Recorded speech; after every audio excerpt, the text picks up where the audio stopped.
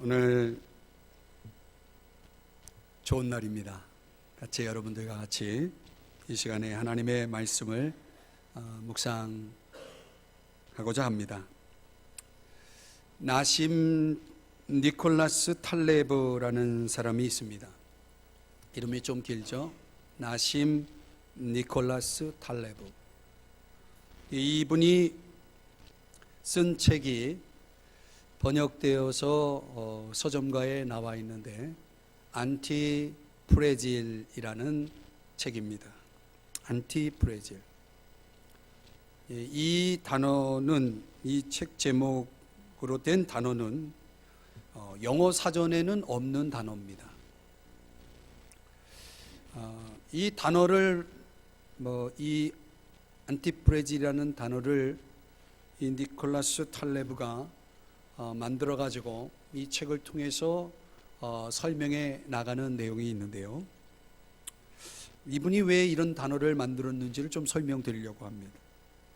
여러분들이 또 보통 여행을 하게 될 때에 어떤 짐을 붙이게 되죠? 짐 가운데는 좀 깨지기 쉬운, 그런 부서지기 쉬운 그런 물건들이 있단 말이죠.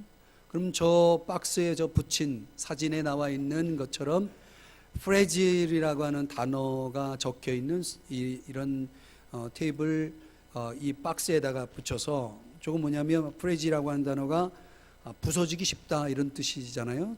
저 박스 안에 있는 건 부서지니까 좀 조심해 달라, 주의를 좀 기울여 달라라는 것을 표시하기 위해서 여러분들이 이제 외국 같은 데 갈 때에 어떤 박스 같은 거 프레질이라고 하는 저런 걸 붙인단 말이죠. 근데 이 니콜라스 탈레브가 저 프레질이라고 하는 단어의 반대가 되는 단어를 찾아보니까 사전에 없다는 거예요. 그러니까 우리가 한국말로 얘기하면 이 부서지기 쉽다라는 말의 반대말이 무슨 단어입니까? 네, 똑똑하시네요. 안 부서지는 거죠. 부서진다라고 하는 것은 제가 상식적으로 생각나는 단어는 약하다는 거 아닙니까? 약하니까 부서지잖아요. 근데 그러니까 부서지기 쉽다, 여기 반대말은 약하지 않은 거니까 강한 거다, 이렇게 말할 수 있잖아요. 근데 이 니콜라스 탈레브라는 이분이 그게 아니라는 거죠. 여러분 아십니까? 강한 거는 더 잘 부러진다는 거. 이 넘어져서 다쳐도 어른이 더 다치죠, 아이들보다는. 이 강한 것은 오히려 부서지지 않는 것이 아니라 더 잘 부서질 수 있는 부분이 있기 때문에 이분이 이 니콜라스 탈레브가 생각하기에는 이거 반대어로서는 적합하지 않다라고 본 겁니다. 그래서 영어 사전에 없는 단어를 만들어서 안티프레질이라고 하는 단어를 만들어서 여기에 대한 그 개념을 정리를 했는데, 뭐라고 정의를 하냐면 충격을 가하면 상태가 더 좋아지는 것. 그러니까 충격을 가하면 깨지는 거는 프레질이고, 충격을 가했을 때 오히려 깨지는 게 아니라 더 강해지고 더 상태가 좋아지는 것을 안티프레질이라고 이렇게 단어를 만들었다는 것입니다. 재미있는 예를 드는데요, 그 책에 보면 이 소아시아 지역의 이 왕 중에는 이 독살 있잖아요. 왕을 죽이려는 독살 시도가 잦았기 때문에 독살로부터 자신을 지키기 위해서 독극물 있죠, 독극물을 조금씩 섭취했다고 합니다. 이 독극물은 먹으면 안 되는 거잖아요. 그런데 그것을 조금씩 섭취해서 몸에 그 독살을 시도하는 어떤 것에 면역력을 기르기 위해서 그렇게 했다는 거예요. 이것도 안티프레질의 개념입니다. 달리는 말을 보면 이 말을 이기는 말을 만들기 위해서는 절대로 열등한 말하고는 경쟁을 시키지 않았다고 해요. 경쟁을 시키지 않고 우수한 말들과 경쟁을 시켜서 이기는 말을 만든다는 거예요. 근데 안티프레질에 해당되는 예고, 요즘은 이 항공기, 이 비행기가 이 항공 자동화 시스템으로 되어 있잖아요. 그런데 조사를 해본 결과 이 자동화 시스템이 된 이후에 비행기 사고가 더 많아졌다는 거예요. 이건 좀 반대적인 안티프레질과 반대적인 개념이지만 설명이지만 그것도 이 안티프레질을 설명해 줄 수 있는 좋은 예가 됩니다. 외상 후 성장이라는 용어가 있어요. 이 상담학에서는 이 외상 후 성장이라는 용어를 어떻게 설명하냐면 사람이 신체적으로 어떤 손상을 입거나 심리적으로 상처를 받게 되면 오히려 회복력과 면역력이 생겨서 육체적으로 심리적으로 성장한다는 이론입니다. 그러니까 우리가 생각해 볼 때는 좀 이해가 잘 안 되겠지만 이 외적인 상처가 그 사람을 성장시키는 데 도움이 된다는 거죠. 또 하나 예를 들면 인간의 몸은 적당한 양의 충격이 주어지는 게 좋다는 거예요. 성장에 좋다는. 좀 이상하죠? 이 적당한 충격을 호르메시스라는 용어를 쓰는데요. 이 호르메시스가 있어야 사람이 성장을 한다는 거예요. 그러니까 사람은 스트레스를 안 받으려고 애를 쓰는데 적당하게 받는 건 도움이 된다는 얘기죠. 우리가 이런 지식을 조금 가지고 있으면 좀 더 삶을 여유 있게 살아가는 데 도움이 될 수 있으리라고 봐요. 근데 이 안티프레지라고 하는 이 책에서 이 저자가 탈레브가 이야기하고자 하는 개념과 유사한 개념의 단어가 오늘 성경 본문 고린도후서 12장 7절에서 10절 사이에 나와요. 이제 바울이 11장에서 자신의 간증을 소개하는 네 번째 주제를 다루고 있는데요. 여러분들은 첫 번째, 두 번째, 세 번째 주제가 뭔지를 전혀 기억을 못 하실 거죠. 네. 그러니까 여러분들이 기억 못해도 할 수 없어요. 네 번째 주제가 뭐냐면 한번 따라 하십시다. 가시. 이 가시라고 하는 단어는 영어 성경에 보니까 torment라고 하는 단어를 쓰는데 극심한 고통 이런 의미를 가진 단어로 번역이 되어 있더라고요. 그런데 헬라어로 보면은 스콜롭스라고 하는 단어를 사용합니다. 이 스콜롭스라고 하는 것은 뾰족한 어떤 것이에요. 나무 가시처럼 뾰족한 어떤 것인데 이거를 이제 의미적으로 설명하면 생활 속에서 문제를 일으키는 어떤 것, 이게 스콜롭스입니다. 이렇게 생각을 해보니까 이 바울에게 이 가시, 스콜롭스가 도대체 뭘까? 이 굉장히 학자들마다 이걸 연구를 했는데 아주 다양한 해석들이 나왔어요. 질병과 관련된 거다. 아니다.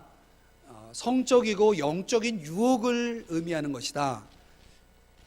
또 다른 사람은 이거는 바울이 복음을 전할 때 그 복음을 적대적으로 반대하고 바울을 박해한 사람들을 가리키는 것이다. 뭐 이런 해석들이 있고요. 이 질병과 관련해서도 해석이 또 다른 게 이 눈과 관련된 질환을 가지고 있는 사람이다. 저도 눈이 좀 안 좋은데요.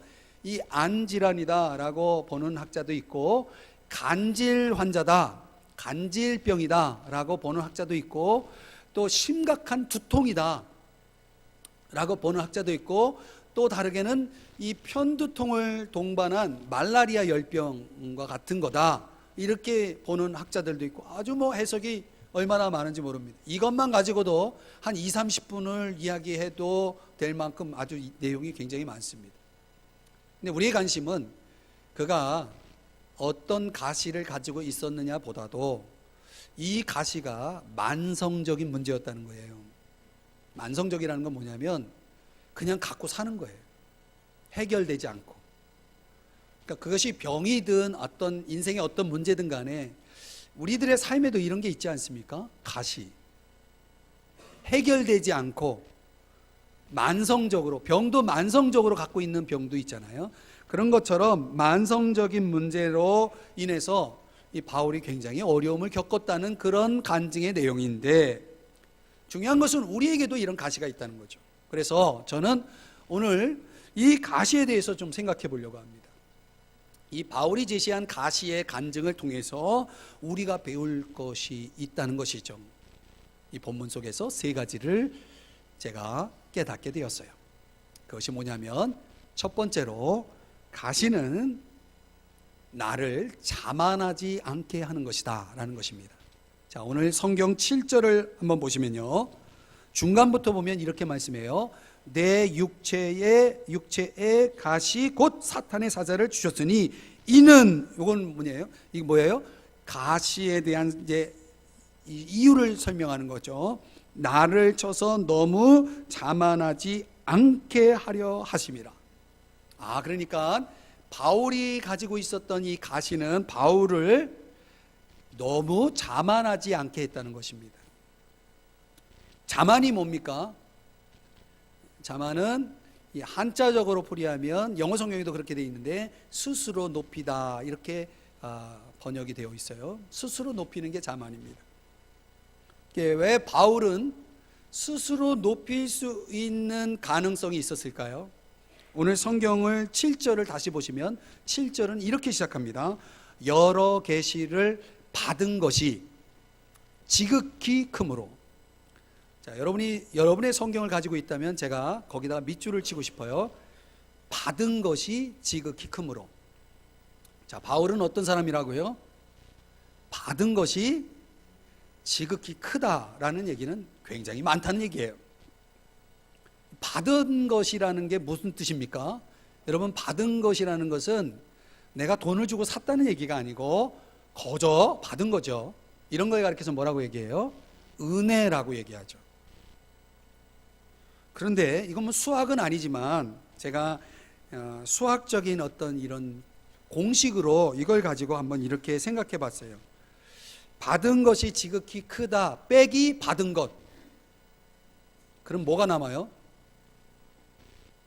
무슨 얘기인지 어려우신가요? 다시요.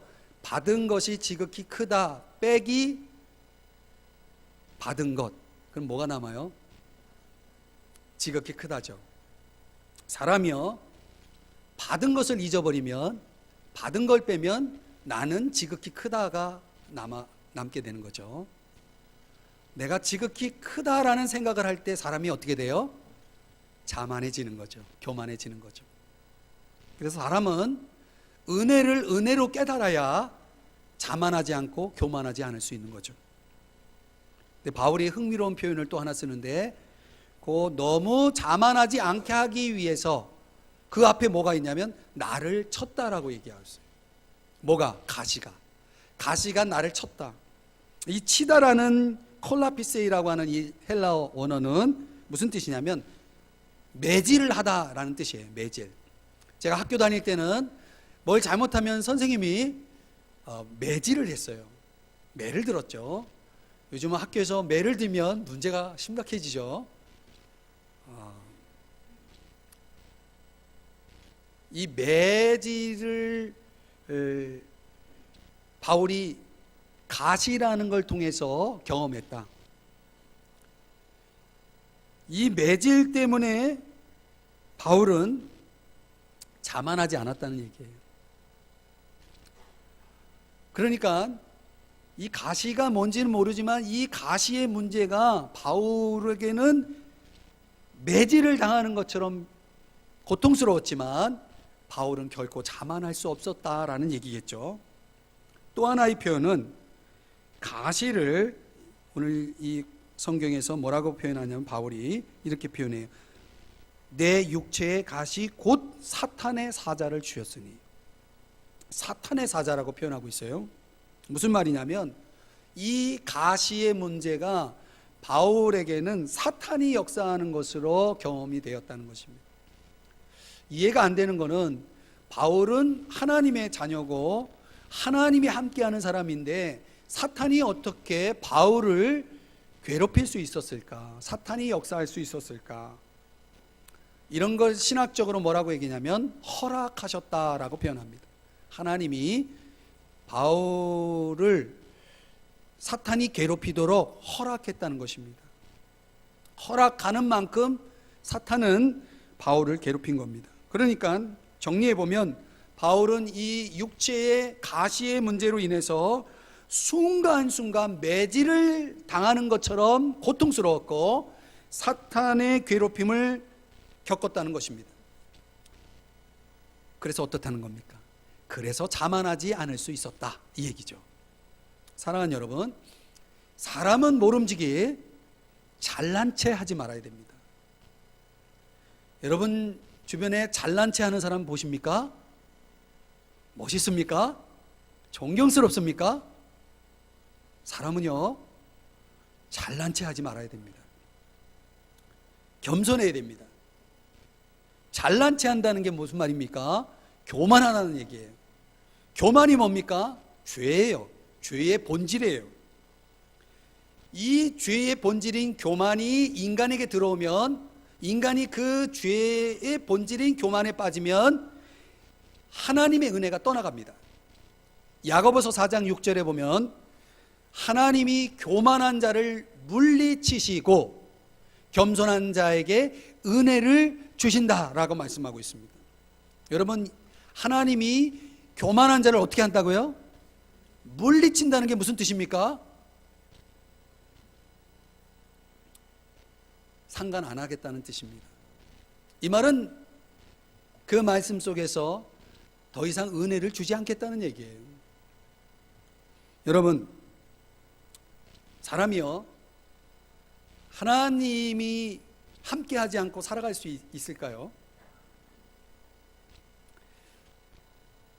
잘 생각해 보세요. 살다 보면요, 우리가 잘 나갈 때가 있죠.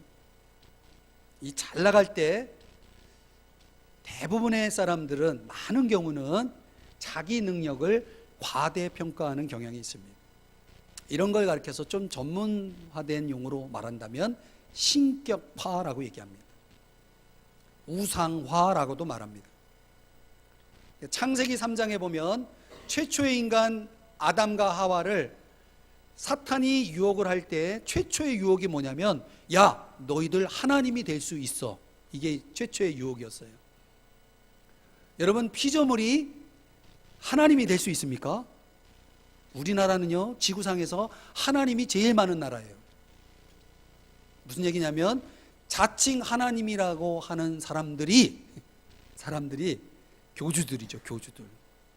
요즘 이상한 프로가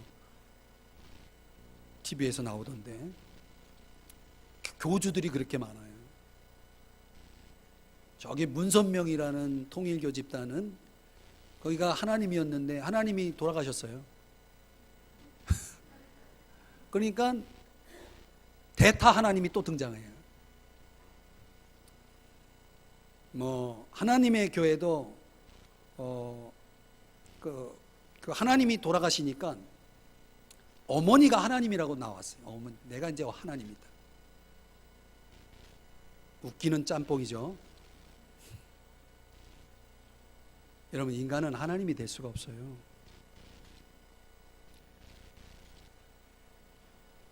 살면서 우리는 끊임없이 이 유혹을 받습니다. 최초의 인간 아담과 하와가 받은 유혹을 우리 모두는 끊임없이 받는다는 거예요. 내가 하나님이 될 수 있다라고 하는 유혹을 받는다는 거예요. 바울은요, 이 너무나 고통스러운 이 가시의 문제가 있었어요. 이건 해결할 수가 없었어요. 이걸 안고 살았어요.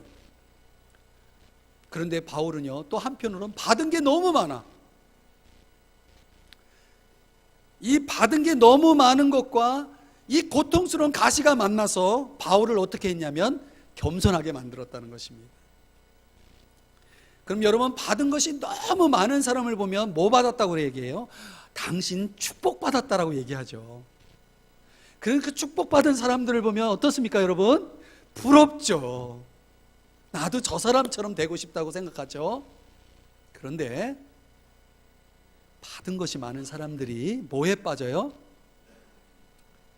교만에 빠지고, 하나님이 그런 사람을 어떻게 한다고요? 물리치는 거예요. 그래서 축복을 많이 받으면 받을수록 그런 사람들이 하나님을 멀리하는 거예요. 여러분, 우리나라에 잘 사는 사람들 보세요. 죄송합니다. 모든 사람이 그런 건 아니지만 잘 사는 사람들의 대부분은 하나님을 멀리합니다. 반대로 얘기하면 하나님이 물리치시는 거예요. 피조물은요, 한계를 지닌 존재라는 사실을 깨달으셔야 됩니다. 이걸 자각하며 사는 것이 굉장히 중요합니다. 이걸 잊으면 안 돼요. 그래야 사람은 겸손할 수 있다는 것이에요. 잘난 체 하지 않고 살아갈 수 있다는 거죠. 이걸 기억하기 위해서 하나님이 뭘 주세요? 뭘 허락하세요?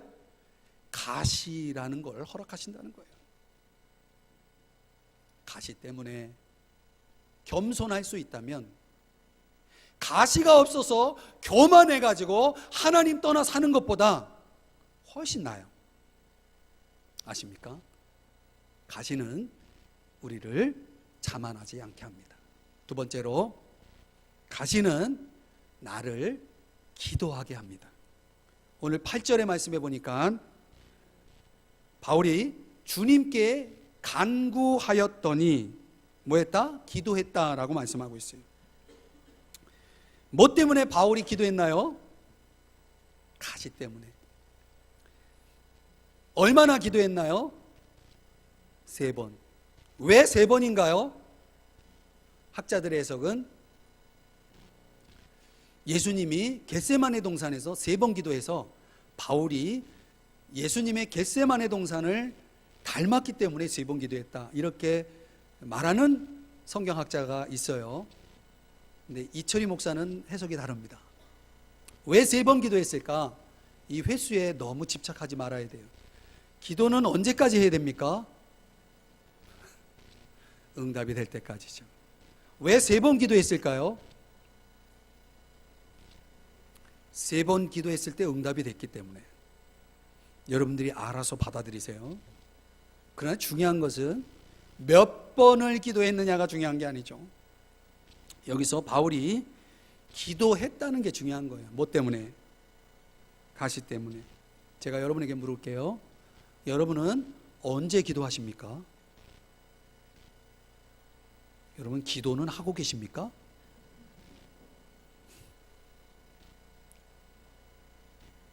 언제 기도하세요? 내가 감당할 수 없는 문제가 생겼을 때. 정확하죠? 내가 감당할 수 없는 문제를 만났을 때, 이 바울로 얘기하면 가시예요, 그게. 내가 감당할 수 없는 문제를 만났을 때 바울이 누굴 찾았어요?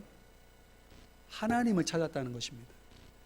이것을 다시 설명하면, 우리는 언제 하나님을 필요로 해요?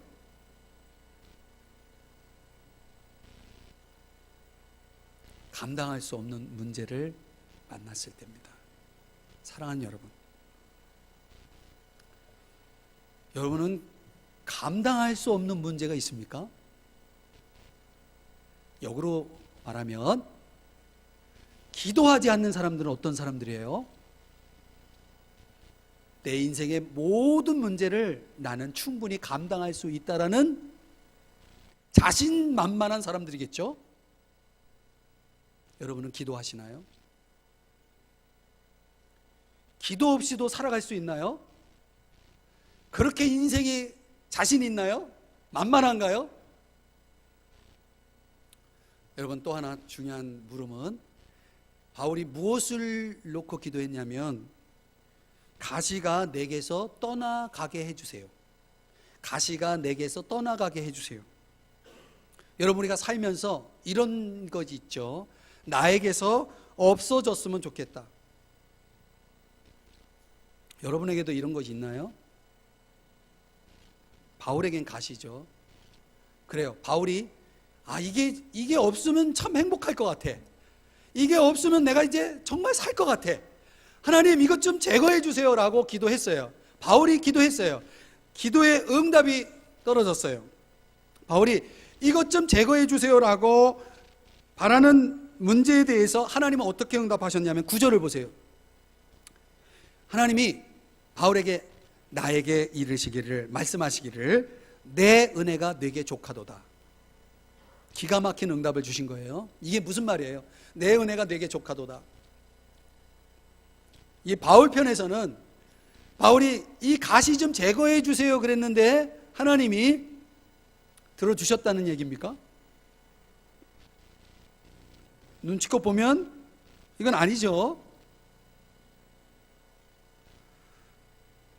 문제를 해결해 주시고 병을 고쳐 주신 게 아니라 하나님이 뭐라고 말씀하냐면, 야, 가시를 제거하면 안 되고 가시가 너에게 있는 게 좋아. 지금 그대로가 좋아 라고 말씀하셨다는 겁니다. 여기서 우리는 기도에 대한 중요한 정의를 얻게 됩니다. 기도가 뭡니까? 기도를 하지 않는 사람들의 이유가 뭔지 아세요? 내가 원하는 게 하나님으로부터 얻을 수 있는 게 없기 때문에 기도하지 않는 거죠.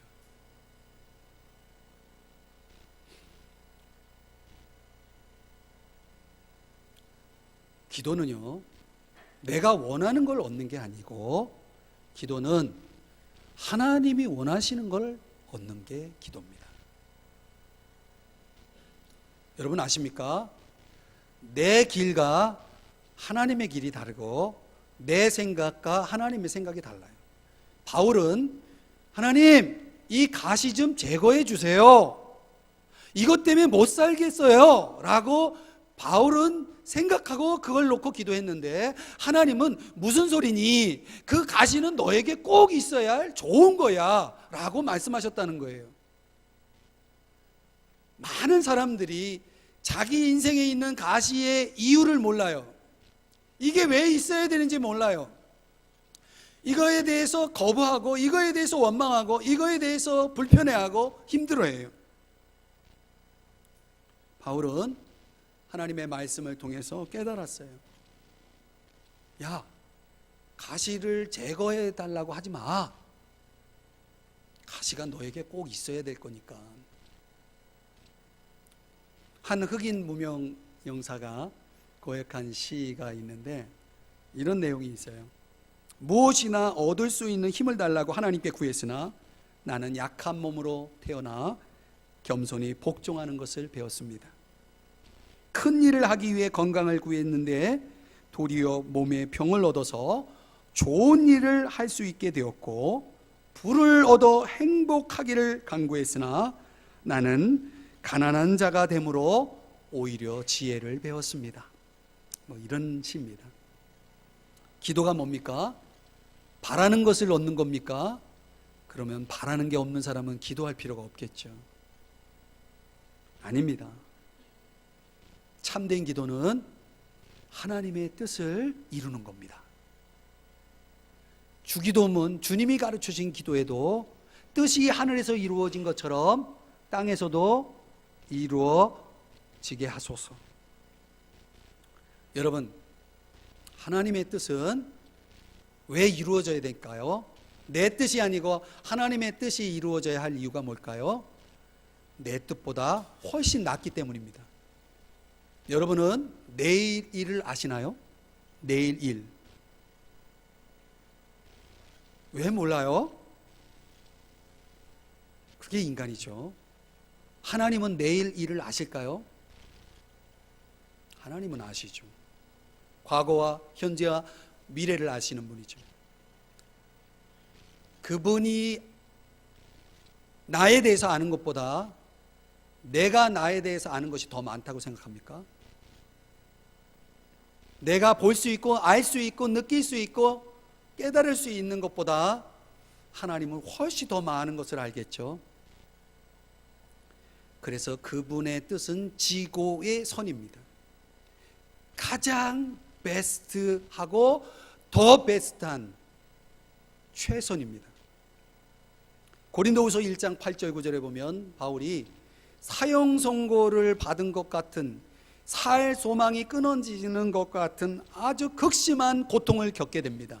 그런데 그 고통 속에서 바울은 하나님이 그 고통을 피하게 하지 않고 그 고통을 겪게 함으로 인해서 바울이 깨달은 건 뭐냐면 자기를 의지하지 않고 하나님만 의지하게 했다라고 이야기를 합니다.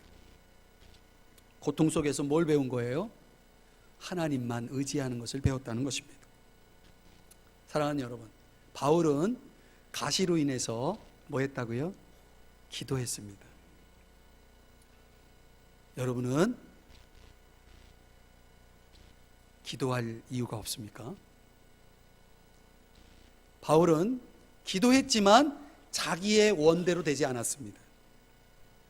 그러나 족한 은혜를 깨달았습니다. 여러분의 필요, 여러분이 기도의 필요를 느끼느냐는 여러분이 생각하는 그 한계를 벗어나지 못합니다. 그래서 우리는 뭐가 필요하기 때문에 하나님을 찾는 게 아니고 나에게 무엇이 필요한지를 아는 하나님께 그 답을 얻기 위해서 하나님을 찾아야 된다는 거예요. 문제가 있어서, 가시가 있어서 하나님을 찾는 것이 아니라 그 가시의 이유를 알기 위해서 하나님을 찾아야 된다는 거예요. 문제 너머에 있는 주권적인 하나님의 뜻을 알 때 우리는 족한 은혜를 깨닫게 되고 그걸 통해서 우리는 성장하게 되는 겁니다. 아세요? 하나님은 저와 여러분을 기도하게 하기 위해서 가시를 허용하신다는 사실을. 마지막으로 세 번째는 가시는 나를 강하게 한다는 것입니다. 저는 이 본문에서 이게 제일 이해가 잘 안 됐어요. 앞에 두 가지는 어느 정도 이해가 되는데 이 세 번째는 이해가 잘 안 돼요. 바울이 9절에서 뭐라고 얘기하냐면 나의 여러 약한 것들에 대하여 이야기를 합니다. 약한 게 한 가지가 아니고 두 가지가 아니고 여러 약한 것들, 복수예요. 이 말은 무슨 얘기냐면 바울이 약한 게 너무 많았다는 얘기예요.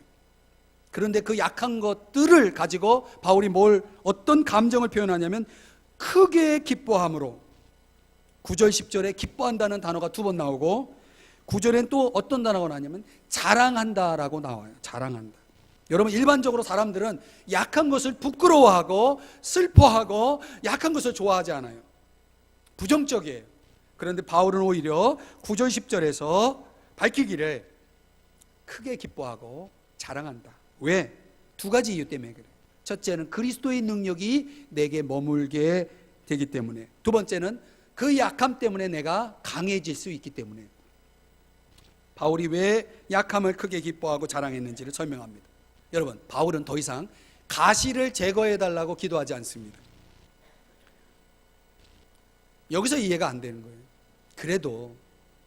그래도 고통스럽기 때문에 요것 좀 거두어 가달라고 기도할 만한데 이거를 포기한 이유는 더 가시 때문에 얻는 더 좋은 것을 깨달았기 때문에 그것을 적극적으로 수용하는 거예요. 바울이 가시 때문에 가시를 제거해 달라는 기도를 멈추고 가시로 인해서 그에게 주어지는 두 가지를 깨달아서 그는 크게 기뻐하고 자랑했다는 것입니다. 그 두 가지가 뭐냐면 첫째는 주님의 은혜입니다. 여러분, 우리가 약할 때 하나님이 뭐가 임하냐면 주님의 은혜가 임합니다. 어느 정도 임하냐면 충분한 은혜, 그래서 족한 은혜라고 그랬어요. 여러분, 제가 자식을 키우면서 깨달은 건데요, 자식을 여러 키우신 분들은 더 잘 깨달을 수 있는 부분인데, 자녀 중에는 좀 나은 애가 있고 좀 모자란 애가 있죠. 모자라다는 표현을 제가 다시 취소합니다. 좀 나은 애가 있고 덜 나은 애가 있죠. 그럼 부모는요, 이상해요.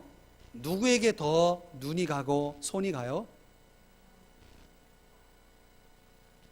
이상하죠. 강한 놈이 더 좋아야 되는데 마음이 더 애틋하고 더 손이 가고 더 마음이 가고 더 사랑이 가고 누구에게? 약한 애에게. 제가 거기서 깨달았죠. 하나님이 우리를 대하시는 방법이 바로 이거라는 거예요. 여러분, 내 스스로 내가 다 해. 그럼 부모의 손이 필요합니까? 여러분들은 그렇기를 원하죠. 하나님은 반대예요. 하나님 아버지는 당신이 간섭하길 원하고 도와주길 원하고 함께하길 원해요. 그래서 누구에게 더 마음을 두시냐면 하나님, 전 약해요. 이런 사람을 하나님이 좋아하신다는 거예요. 스스로 알아서 다 하는 사람을 하나님은 어떻게 하시냐면 그래, 네가 알아서 해 하고 내버려 두신다는 거예요. 사랑하는 여러분, 하나님의 은혜와 하나님의 능력은 누구에게 더 잘 역사하고 주어지냐면 약한 사람에게. 바울이 이걸 깨달은 거예요. 강할수록, 충분할수록 하나님은 간섭을 안 하십니다. 약함이 드러날 때 하나님은 더 역사하시고 더 은혜 주시고 더 능력을 부어주신다는 사실, 여러분 아십니까? 하나님은 우리가 아무리 약해도 그분은 우리의 약함 때문에 그분이 하실 일을 제한받지 않는다는 것. 그분은 능력이 있으신 분이에요. 바울이 이걸 깨달은 거죠. 그래서 크게 기뻐하고, 그것으로 인해서 바울은 10절에서 뭐라고 얘기냐면 내가 그리스도를 위하여 약한 것들과 능력과 궁핍과 박해와 곤고를 기뻐하노니. 여러분, 이 놀라운 고백이죠. 고통을 제거하지는 못했지만 바울은 약함 때문에 주님의 그 충분한 은혜와 그 온전한 능력을 약속받고 경험했다는 것입니다. 하나님은 우리가 만능자 되기를 원하는 게 아니라 오히려 하나님은 우리가 약함 그대로 하나님 앞에 쓰임받기를 원한다는 사실을 깨달으시기 바랍니다. 그래야 하나님 더 가까이 하잖아요. 여러분, 막다른 곳에 이르면 어떻게 해야 됩니까? 막다른 곳에 이르면 어떻게 해야 됩니까? 할 수 있는 게 없어요. 그러면 인생을 포기해야 됩니까? 아닙니다. 그때 할 수 있는 한 가지가 있어요.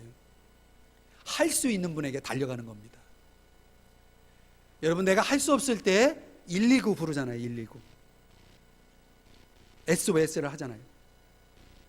우리의 119는 하나님이십니다. 우리 주님이십니다. 주님께 달려갈 수밖에 없는 것입니다. 여러분, 가시 때문에 실망하시나요? 그러지 마세요. 낙심하셨나요? 그럴 필요 없어요. 그 가시 속에 있는 여러분을 주님이 만드시는, 빚으시는 재료가 될 거고 주님이 역사하시는 마당이 될 거기 때문입니다. 여러분은 강하십니까? 약하십니까? 약한 자를 강하게 하시는 주님을 아시기를 축복합니다. 이야기를 하나 하고 말씀을 맺게요. 오늘 아주 중요한 말씀입니다. 도스토옙스키 죄와 벌이라는 유명한 작품, 여러 작품을 남겼죠. 그 도스토옙스키는 고아 출신입니다. 아버지가 살해를 당해서 돌아가셨어요, 일찍. 그리고 이 도스토옙스키는 결혼 생활이 굉장히 불행했다고 그래요. 아내도 병으로 죽고 또 아들도 또 죽고, 그리고 어떤 정치적인 이유로 인해서 시베리아에 유배를 가서 4년 동안 지내고, 태어나면서 그가 청년에 이르기까지 계속해서 수많은 가시를 경험한 사람입니다. 그런데 그에게 가장 고통스러운 가시는 간질병이었다고 합니다.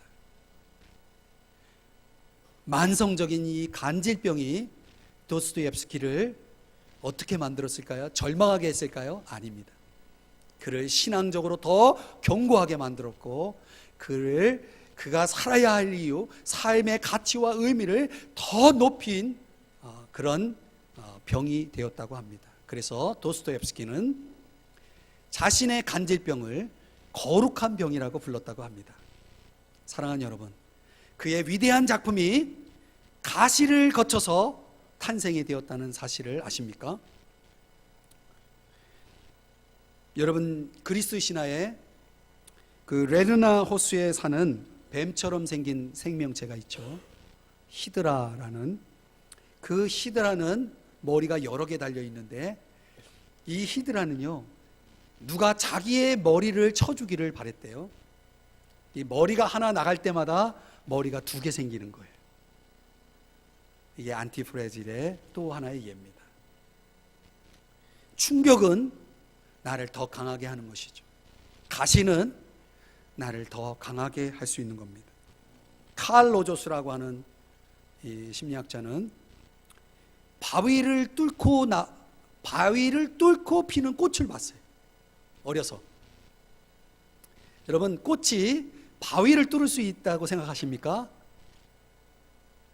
그런 꽃을 보고 사람에게 이런 잠재력이 있다는 사실을 깨닫게 됩니다. 켈트족 신화에 나오는 가시나무새라는 게 있어요. 이 새는 일생에 단 한 번 우는 전설적인 새라고 하는데, 이 가시나무새는 평생을 긴 가시나무를 찾아 헤맨다고 합니다. 그리고 마침내 긴 가시나무를 찾았을 때 그 긴 가시로 자기의 몸을 찔러서 죽어간다고 합니다. 그때 그 죽어갈 때 세상에서 가장 아름다운 노래를, 울음소리를 낸다는 거예요. 저는 오늘 이 바울에게서 바로 그것을 보았다는 것입니다. 여러분의 가시는 무엇일까요? 그 가시로 들려줄 수 있는 노래, 그 가시만이 들려줄 수 있는 노래가 있다는 사실 아십니까? 바울은 가시 때문에 겸손해졌고 자만하지 않았고 기도하게 되었고, 하나님이 주시는 그 충분한 은혜와 온전한 능력으로 강해지는 법을 배울 수 있었다고 간증하고 있습니다. 저는 오늘 이 말씀을 통해서 오늘 이 자리에 함께 예배하는 여러분들 속에 있는 가시를 저는 알 수 없습니다. 그러나 하나님은 아십니다.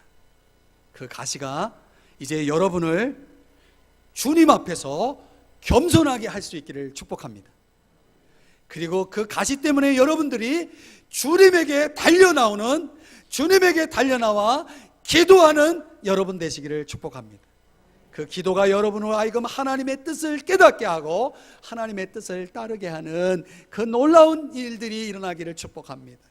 그리고 가시 때문에 하나님의 그 충분한 은혜와 능력을, 온전한 능력을 맛보아서 약할 때 강함 주시는 그 주님으로 살아가는 여러분 되시기를 주님의 이름으로 축복합니다. 우리 다 같이 자리에서 일어나서 찬송, 이 찬양 함께 부르면서 좀 올려주셨으면 좋겠어요. 오늘 설교와 딱 어울리는 이 찬양입니다. 약한 나로 강하게, 약한 나로 강하게, 가난한 날 구하게, 눈먼 날 볼 수 있게, 주 내게 행하셨. 약한 나로, 약한 나로 강하게, 가난한 날 구하게, 눈먼 날 볼 수 있게, 주 내게 행하. 호산나, 호산나, 호산나, 죽임 당한 어린 양. 호산나, 호산나, 예수 다시 사. 호산나, 호산나, 호산나, 죽임 당한 어린 양. 호산나, 호산나, 예수 다시 사셨네. 기도할게요.